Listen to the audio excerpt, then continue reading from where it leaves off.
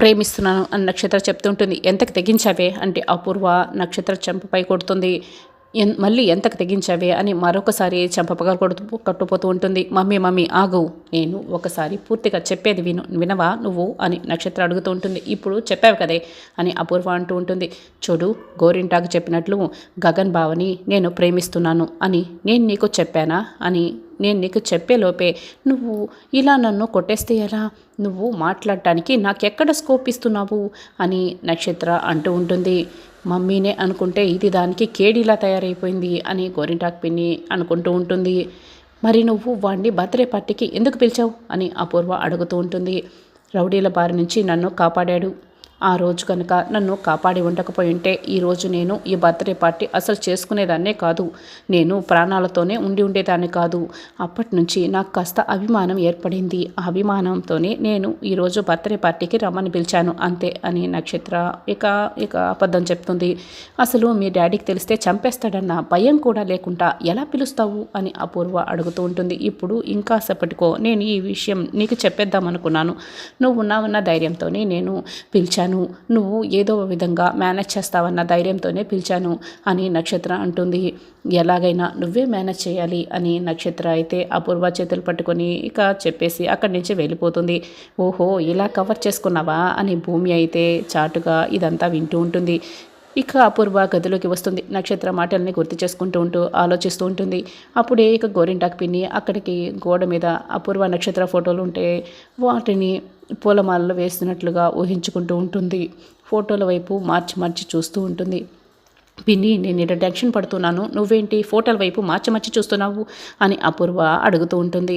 అది కాదమ్మాయి, ఇప్పుడు ఈ విషయం కనుక అల్లుడు గారికి తెలిసిందే అనుకో, నీ ఫోటోకి దండ పడుతుందా ఆ ఫోటోకి దండ పడుతుందా అని నేను తేల్చుకోలేకపోతున్నాను అని గోరింటాకు పిన్ని అంటూ ఉంటుంది. పిన్ని, ఏంటి అప్సకరం మాటలు అని అపూర్వ ఇక గట్టిగా అరుస్తూ ఉంటుంది. లేకపోతే ఏంటమ్మాయి, ఇప్పుడు నక్షత్ర ఆ గగన్ గారిని బర్త్డే పార్టీకి పిలిచిందన్న విషయం తెలిసిందే అనుకో, పిలిచినందుకు నక్షత్ర ఫోటోకి దండనో లేకపోతే దాన్ని కన్నందుకు నీ ఫోటోకి దండనో ఖచ్చితంగా పూలమాల వేస్తాడు అల్లుడు అని గోరింటాకు పిన్ని అంటూ ఉంటుంది.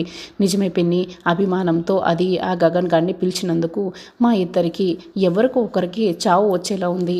ఏదో ఒకటి ఐడియా చెప్పు పిన్ని, ఎలా తప్పించుకోవాలి అని ఇక అపూర్వ అడుగుతూ ఉంటుంది. అపాయాలు సృష్టించే నీకే ఐడియాలు రాకపోతే నాకు అన్ని ఐడియాలే ఉండుంటే ఎప్పుడో నా మేళ్ళలో 3 ముళ్ళు పడిపోయి ఉండేవి కదా. నువ్వు దీనికే ఎంత టెన్షన్ పడిపోతూ ఉంటే ఇక అది జరిగితే ఇంకెంత టెన్షన్ పడతావు, ఏమైపోతావో అని గోరింటాకు పిన్ని అంటూ ఉంటుంది. ఇంకేంటి పిన్ని, నీకు దండం పెడతాను, ఏదైనా ఉంటే స్ట్రైట్గా చెప్పు, అంతేకాని నన్ను ఇలా చంపకు అని అపూర్వ ఇక దండం పెట్టి అడుగుతూ ఉంటుంది. అభిమానంతో పిలిచానని నీ కూతురు చెప్తుందే కానీ అది అభిమానం కాదు, ప్రేమ అని నాకు డౌట్ వస్తుంది. నువ్వే ఆలోచించు, ఒకవేళ అభిమానం అయి ఉంటే అది వాడి బర్త్డేకి వెళ్ళాలి కానీ వాడిని తన బర్త్డేకి పిలవడమేంటి అని. అభిమానంతో ఏమైనా నువ్వు ఈ ఇంటికి వచ్చావా? నువ్వు ప్రేమతోనే ఈ ఇంటికి రాలేదు.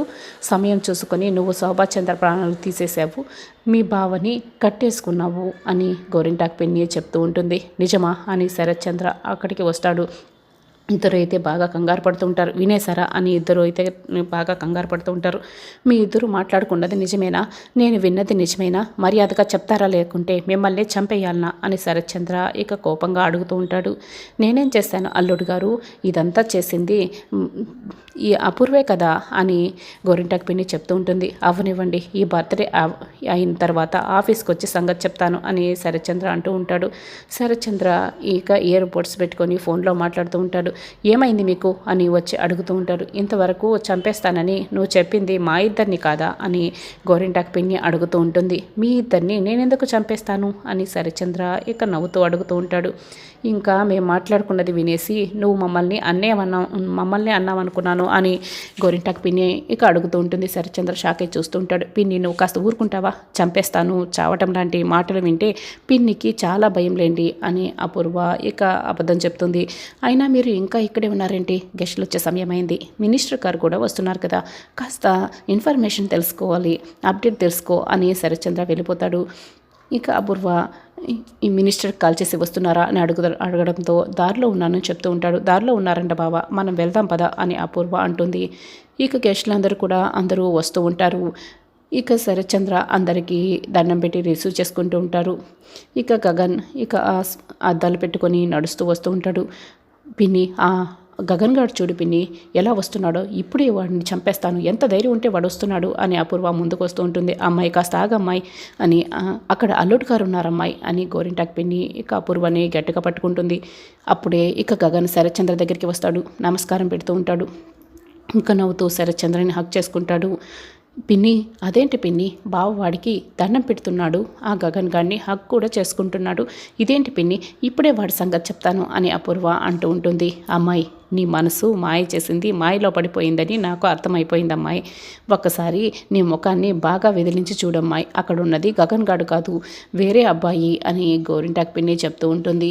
ఇక అప్పుడే అపూర్వ కళ్ళు నలుపుకొని మళ్ళీ కళ్ళు పెద్దవి చేసి మరీ చూస్తూ ఉంటుంది. అక్కడ గగన్ కాకుండా వేరొక అబ్బాయితో శరత్చంద్ర మాట్లాడుతూ ఉంటాడు. గగన్ని అపూర్వ ఊహించుకుంటూ ఉంటుంది.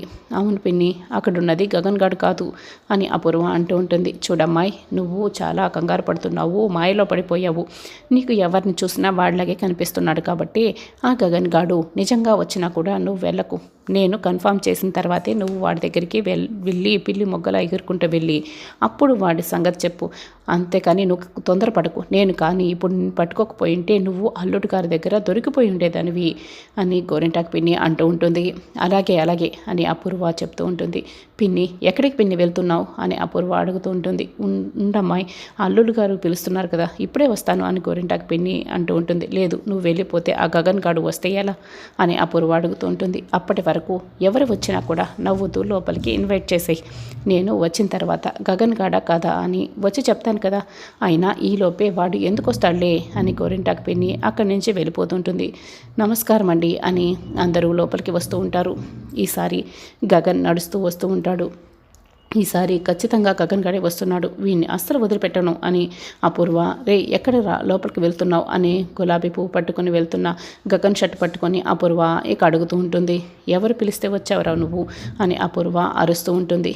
అదేంటండి అత్తయ్య గారు ఫోన్ చేసి పిలిస్తేనే కదా నేను వచ్చాను అని గగన్ అంటున్నట్టు మనకు చూపిస్తూ ఉంటారు. అప్పుడేమో నక్షత్ర పిలిస్తే వస్తున్నాను చెప్పావు, ఇప్పుడేమో అత్తయ్య పిలిస్తే వస్తున్నాను చెప్తావా, ఎంత ధైర్యం రా నీకు, నేను నిన్ను అస్సలు వదిలిపెట్టను రా అని అపూర్వ ఇక షట్ట పట్టుకొని నిలదీస్తూ ఉంటుంది. నువ్వు అమాయకంగా ముఖం పెట్టినంత మాత్రాన నేను నిన్ను వదిలేస్తా అనుకుంటున్నావా అని అపూర్వ అడుగుతూ ఉంటుంది. అక్కడ గగన్కు బదులుగా ఇప్పుడు వంశీని చూపిస్తూ ఉంటారు. వంశీలో గగన్ని అపూర్వ ఊహించుకుంటూ ఉంటుంది. ఇందు వంశీ వాళ్ళ అమ్మా నాన్న అందరూ కూడా షాక్ అయి చూస్తూ ఉంటారు. గోరింటాకు పిన్ని పరిగెత్తుకొని అపూర్వ దగ్గరికి వస్తుంది. అయ్యో అమ్మాయి వదులు, అక్కడున్నది వంశీ, కావాలంటే అదిగో ఇందు వాళ్ళు కూడా వచ్చారు చూడు అని గోరింటాకు పిన్ని చెప్తూ ఉంటుంది. అవునా, అయ్యో సారీ అని అపూర్వ అంటుంది. తను భయాందోళన అనే చిన్న కన్ఫ్యూషన్తో ఇలా మాట్లాడుతోంది. మీరేమనుకోకండి, మీరారా ఇందు వాళ్ళు వచ్చారు, లోపలికి తీసుకువెళ్ళు అని ఆ గోరింటాకు పిన్ని అంటూ ఉంటుంది. వెళ్ళండి అని ఇందు వాళ్ళందరూ కూడా లోపలికి వెళ్ళిపోతారు. ఏంటమ్మాయి నువ్వు ఇంత తొందర నీకు, నేను కాస్త రావటం ఆలస్యమైంటే ఏం జరుగుంటేదో, ఆ గగన్ గాడు వస్తే నేను చెప్తాను కదా, అప్పుడు నువ్వు 2 కాళ్ళతో పట్టుకుమని తందువులే, కాబట్టే కాస్త ఓపిక పట్టు, నేను చెప్తాను, నేను కన్ఫర్మ్ చేసే వరకు నువ్వు ఎవరితోనూ మాట్లాడకూడదు అని గోరింటాకు పిన్ని చెప్తూ ఉంటుంది. అలాగే నేను అపూర్వ అంటుంది. ఇక గగన్ వస్తున్నందుకు భూమి అయితే బాగా కంగారు పడుతూ ఒక చోట నిల్చో ఉంటుంది. మువ్వ తన మనసులో మాట నాకు చెప్పడానికి టెన్షన్ పడుతున్నట్లుంది అని చరణ్ అనుకుంటూ ఉంటాడు. ఇక అప్పుడే మీరా భూమి దగ్గరికి వస్తుంది. మా వియ్యంకులు వాళ్ళు వచ్చారు, వాళ్ళకి కాస్త జ్యూస్ ఇవ్వవా, ఏమనుకోవద్దు అని అంటూ ఉంటుంది. అలాగేనని భూమి జ్యూస్ గ్లాస్ని బౌల్లో పెట్టి జ్యూస్ పోస్తూ ఉంటుంది. అది గమనించిన చరణ్ మువ్వ ఏం చేస్తున్నావో చూడు, జ్యూస్ కింద పోతుంది అని చరణ్ అంటూ ఉంటాడు. నువ్వు టెన్షన్లో ఉన్నావని నాకు అర్థమైపోయింది అని చరణ్ అంటూ ఉంటాడు. నీకెలా తెలుసు అని భూమి అడుగుతూ ఉంటుంది. అవతల వాళ్ళకి ఏదైనా చెప్పాలనుకున్నప్పుడు అవతలి వాళ్ళు ఎలా రియాక్ట్ అవుతారో అన్న టెన్షన్ ఉంటుందిలే, నాకు అర్థమైంది అని చరణ్ అంటూ ఉంటాడు. చెప్పినా విన్నప్పుడు ఆ టెన్షన్ ఎలా ఉంటుందో నాకు తెలుసు అని భూమి అంటుంది. నేను విన్నానని చెప్పలేదు కదా, నువ్వు చెప్తే వినటానికి నేను వెయిటింగ్, చెప్పేసేయి అని చరణ్ ఇక సిగ్గుపడుతూ ఉంటాడు. అది చెప్పాల్సిన విషయం కాదులే అని భూమి అంటూ ఉంటుంది. చెప్పవలసిన వాళ్ళకేమో చెప్పవు, వేరే వాళ్ళకేమో చెప్తావు అని చరణ్ అంటూ ఉంటాడు. ఏంటి ఏం మాట్లాడుతున్నావు అని భూమి అడుగుతూ ఉంటుంది. సరే ఒక చోట వెళ్ళి కళ్ళు మూసుకొని మెడిటేషన్ చేస్తూ ఆలోచించు, తర్వాత వచ్చి చెప్పేసాయి, నేను ఒప్పుకుంటాను కదా అని చరణ్ అంటూ ఉంటాడు. నువ్వేం మాట్లాడుతున్నావో అర్థం కావడం లేదు అని భూమి అంటుంది. ఏమీ లేదు, ఒక చోట కూర్చొని మెడిటేషన్ చేసుకొని ఆలోచించు, టెన్షన్ అంతా పోతుంది అని అంటూ ఉంటాడు. మరి ఈ జ్యూసు అని భూమి అంటూ ఉంటుంది. నేనున్నాను కదా, నేను ఇస్తానులే అని చరణ్ అంటూ ఉంటాడు. థ్యాంక్ యూ అని భూమి అక్కడి నుంచి వెళ్ళిపోతుంది. నీకోసం నేను ఏమైనా చేస్తాను మువ్వ, పెళ్ళైన తర్వాత కూడా ఇలాగే నాతో చెప్పడానికి టెన్షన్ పడుతుందేమో నా మువ్వ అని చరణ్ అనుకుంటూ ఇక జ్యూస్ గ్లాసులో పోస్తూ ఉంటాడు.